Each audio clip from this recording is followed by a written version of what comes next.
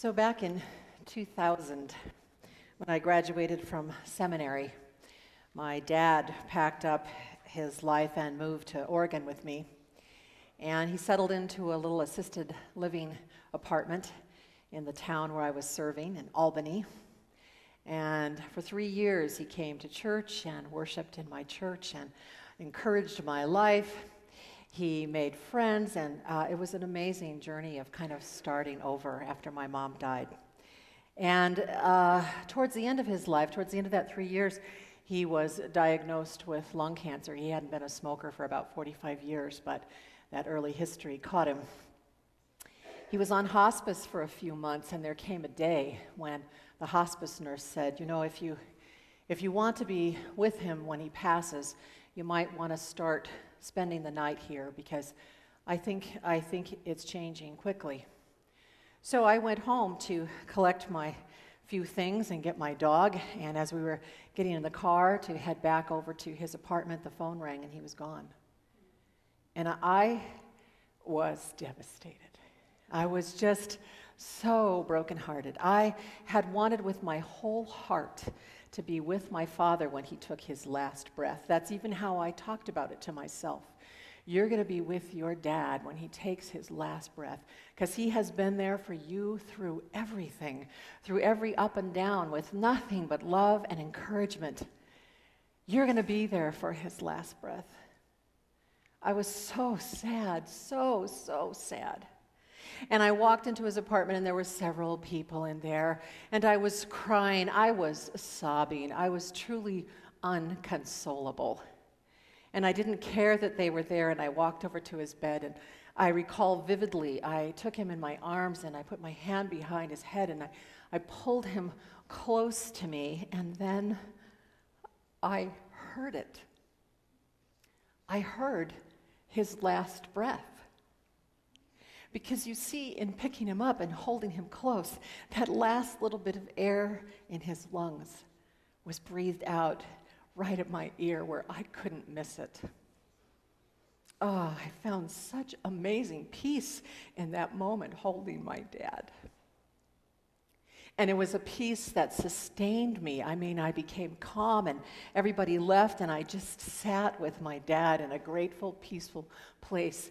I don't know how long, and then I called the mortuary and had them come take his body away. That time with his dead body helped me know that I was going to be able to live again fully and stand on my own. Now, if you had asked me several years ago what I thought about dead bodies, I would have said, well, actually, they're kind of creepy.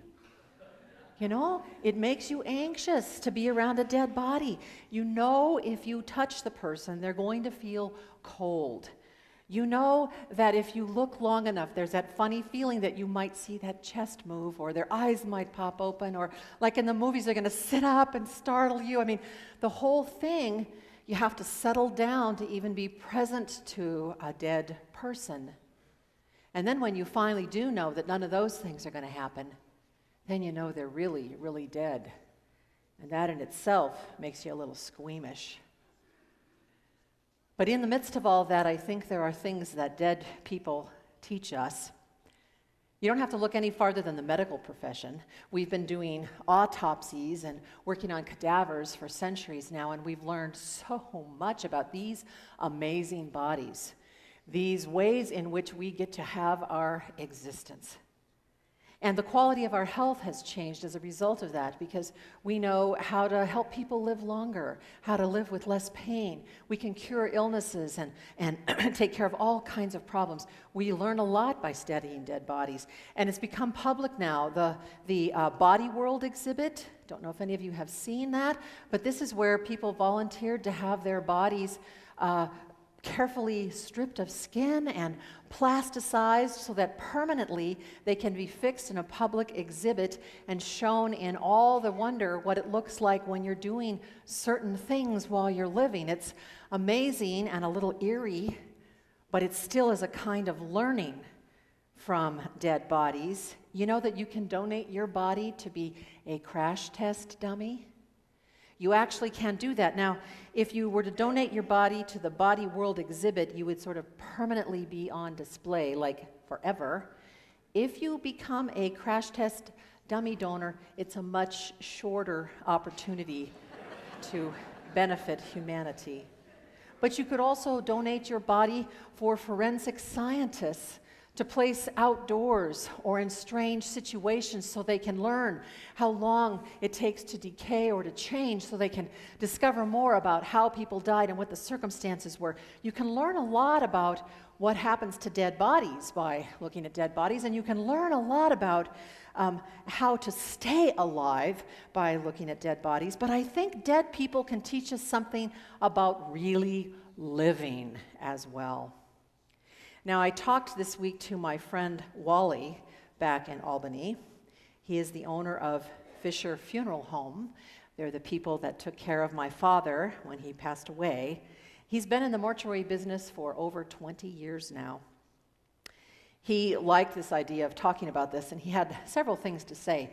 First of all, he gave me the fact that once you reach even young adulthood, about every 12 or 15 years, you are going to find yourself being responsible for making the final arrangements for someone in your life who matters. Every 12 or 15 years, that's going to come up. And every experience is entirely different.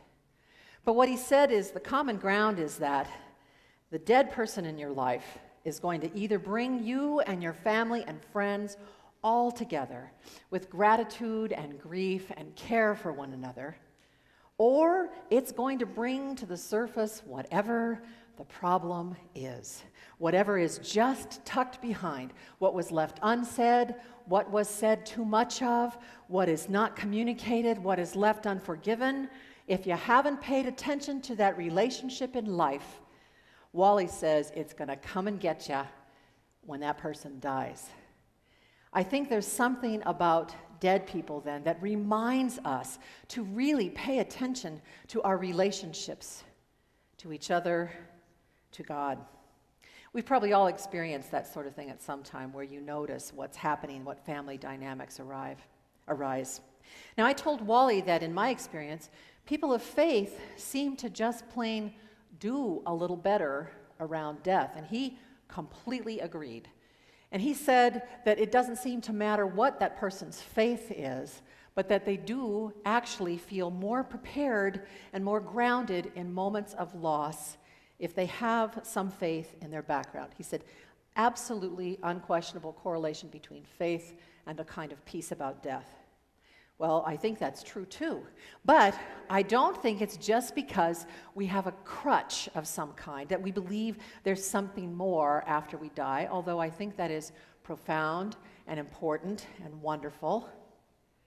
I think it might be because people of faith have been intentional about facing death, the great mystery. The whole season of Lent, is designed for us to do that in whatever personal ways we design for ourselves. Facing our own mortality, facing the reality of death as people of faith, I think that we come into those situations maybe a little bit more prepared. But I think it's true also that when we face death, especially someone that we really have loved, I think it always invites us to a deeper place of faith than maybe we have known before. And I want to say that that is not the same thing as a pastor using a funeral or a memorial service as an opportunity to remind you that your soul is on the line. That's a whole different thing. I'm talking about your private journey with death and faith. Now, as a funeral director, Wally has listened to hundreds and hundreds of eulogies. And he said that this has brought him to something else that he has learned from dead people. He said that everybody has a story, that there's always something remarkable and beautiful about every person he has ever encountered in death, even if it never seemed obvious in their life. He believed that he could be involved with the funeral or the memorial for a criminal or a serial killer or some of the darkest kinds of people we could think of, and that in that moment he would be able to see what is precious and beautiful about that person in some way. Well, I think that's true, that does seem to happen. But I think the other thing that's true, something we could notice and learn, is that we're really not that transparent with each other in life. We don't tend to just show our most beautiful self. We don't tend to speak of our own lives, and we don't tend to remind each other and tell each other when we see how beautiful they are in some way they might not know for themselves. It's really what Jesus invites us to do, is look for the beautiful child of God in everybody, because that will change the relationship. The beloved child of God, that is the invitation from Jesus. But let's talk about Jesus for a moment. Sometimes people ask the question, did Jesus have to die in order for us to be saved? Now, as we have been studying in the Lenten class this season, that may depend on exactly what you mean by the word saved. But let's set that aside for the moment, and let's just ask a simpler question. Did Jesus have to die? And my answer is, I think yes. Jesus had to die.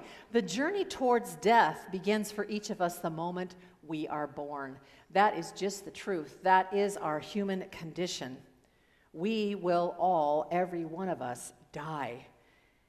Now, Jesus was fully divine in that when we see Jesus, we see God's presence completely revealed in him. But Jesus was also fully human.